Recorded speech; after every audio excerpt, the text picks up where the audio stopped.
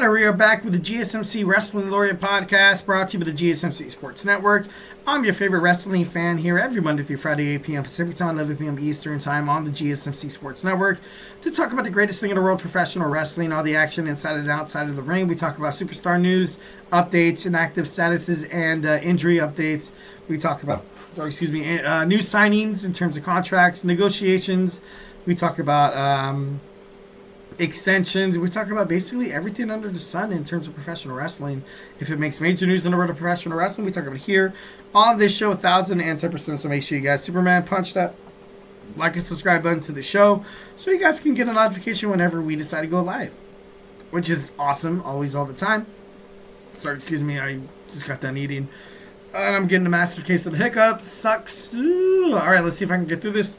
Tiffany Stratton, her Money in the Bank cash-in definitely will be killer. It's going to be one of the biggest, most epic Money in the Bank women's cash-in in the whole entire world of professional wrestling. Obviously, hit up the tips and donations link if you guys want to, feel a part of the show.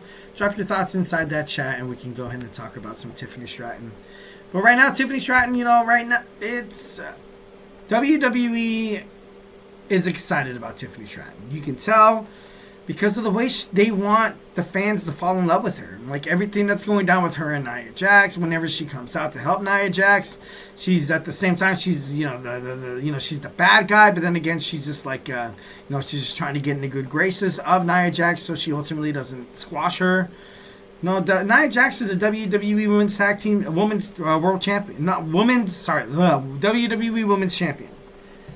Nia Jax and Tiffany Stratton have been, linked together, so that gave people a lot of speculation that she's not going to cash in against Nia Jax. But at this point, I feel like it's poetic justice. The way she's been treating Tiffany Stratton on SmackDown, just it's not good. It's not good. Ultimately, kind of it's that build up, like when you saw the whole thing with Shawn Michaels and Diesel back in the day, and then once when you had Triple H and Dave Bautista. During their time in Evolution and when they first started, it's like, you kind of have this, this sleeping giant that you can't push around too much, because at the end of the day, they can be better than you. They can be able to kind of dethrone you. And especially with the, the Women's Money in the Bank briefcase, I feel like Nia Jax is kind of holding that over Tiffany Stratton's head, being like, you know what, I got to befriend her. I don't even think Nia Jax is real friends with Tiffany Stratton, obviously on air. But I don't know. Should be interesting to find out how this how this all works out. Tiffany Stratton is a rising star in the WWE, obviously the future WWE. She secured the briefcase and has been teasing cash-ins for freaking months. She aligned herself with Nia Jax after a verbal and physical, after she's been abused, by Nia Jax. It just doesn't really seem like Tiffany Stratton would have any obligation, would have any, any urge to cash in on Liv Morgan. It just doesn't really make sense. Liv Morgan right now, she has Raquel Rodriguez. She's untouchable. She has Dominic Mysterio. Why would you want to jeopardize your briefcase knowing that those two superstars could definitely, distract the referee, be able to, hit a chair shot or whatever? It's very delicate. It's a delicate situation. But right now, Tiffany Stratton, I feel like her Money in the Bank briefcase cash-in is going to be the best women's cash-in in history. And I feel like it's kind of owed. You've had a lot of the women's briefcase, being cashed in before, and it just wasn't really. Obviously it always has that funk, but then you had the men's Money in the Bank briefcase be wasted by this Drew McIntyre and CM Punk feud. So they're like, all right, people look forward. I, as a wrestling fan, definitely look forward to 1,010%.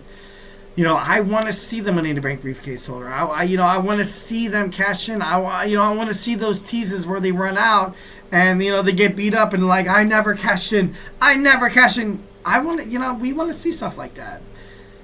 And, in the men's division, we're not going to get it because it was wasted by, Drew McIntyre and the CM Punk feud. They're like, okay, this feud is already really, really badass, but what if we had a failed Money in the Bank briefcase cash? And, for me, I definitely feel like it was unnecessary.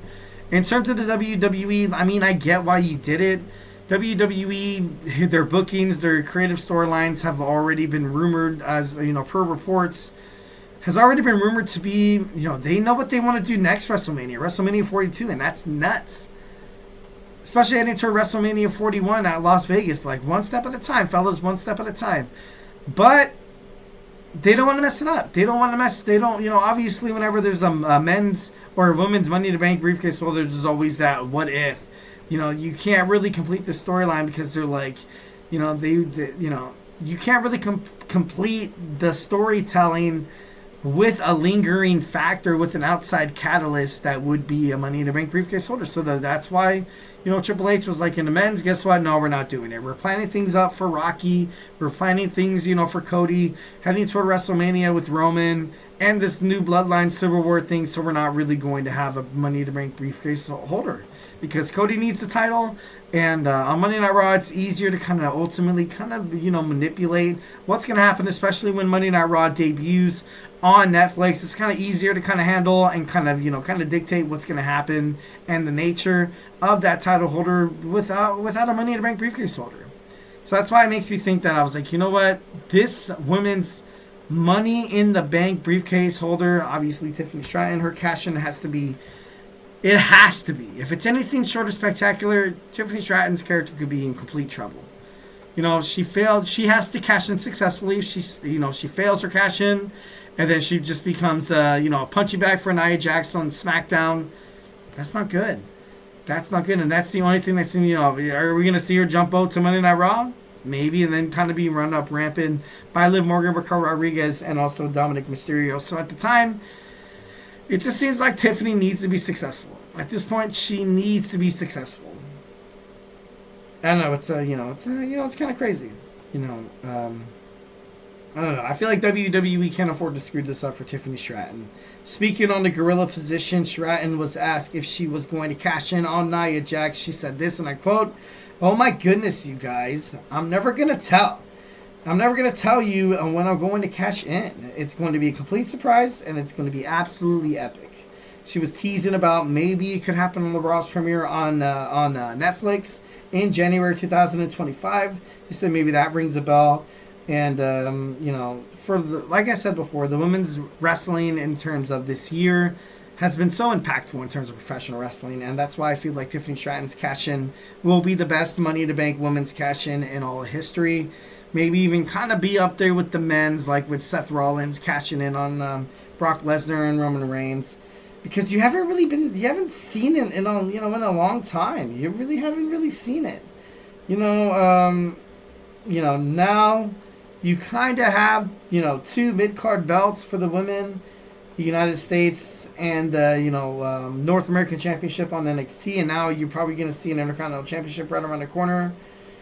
The longest person who's held the briefcase was Carmella, who held it for 287 days.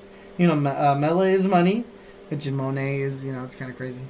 In 2018, we had Alexa Bliss, who held it for 2 hours and 52 minutes. In 2019, Bayley held it for an hour and 25 minutes. In 2020, Asuka was awarded she won the briefcase, but then she was awarded the championship because Becky Lynch was pregnant, and she was basically going to go out there and, be a mom. Nikki ASH, she held it for 1 day. Liv Morgan held it for an hour and 45 minutes. Io Sky held it for 35 days. So, Tiffany Stratton, I feel like a lot of people are waiting for her to cash in. Kind of like what you had with men's professional wrestling. I kind of like it how right now with the women's and the men's, the line is kind of blurred because, when the men were kind of expected to get all the attention, obviously, somebody like, Carmelo Hayes or somebody like Andrade, or maybe somebody like Chad Gable, Seth Rollins, or maybe even Sami Zayn have the briefcase, and you're constantly watching them to find out after every single title match if they're going to, come out and, kind of tease it. And the more they tease it, the more at the end of the day, it's a lot more, it's a lot more juicier. It's a lot more successful. Obviously, in my opinion, 1,010%. But overall, I feel like this is going to be great for Tiffany Stratton. And this cash-in needs to be needs to be two things. Epic and successful. Because, you could definitely lose Tiffany Stratton's character if this is fumbled by WWE. So, I'm looking forward to find out, how she cashes in. All right, guys, without further ado, we're going to jump on to our fifth and final segment. We're going to talk about today in wrestling history on this beautiful November 20th evening. And, I'm going to take you guys into my wrestling DeLorean, gun it to 88 miles per hour, Marty. Hit up the flux capacitor. And we're going to go back in time on this date to talk about some of the monumental moments of professional wrestling when we come back. So grab your favorite snack, grab your favorite ice cold beverage, and join me here in about 25 seconds. So, hey, do not go anywhere.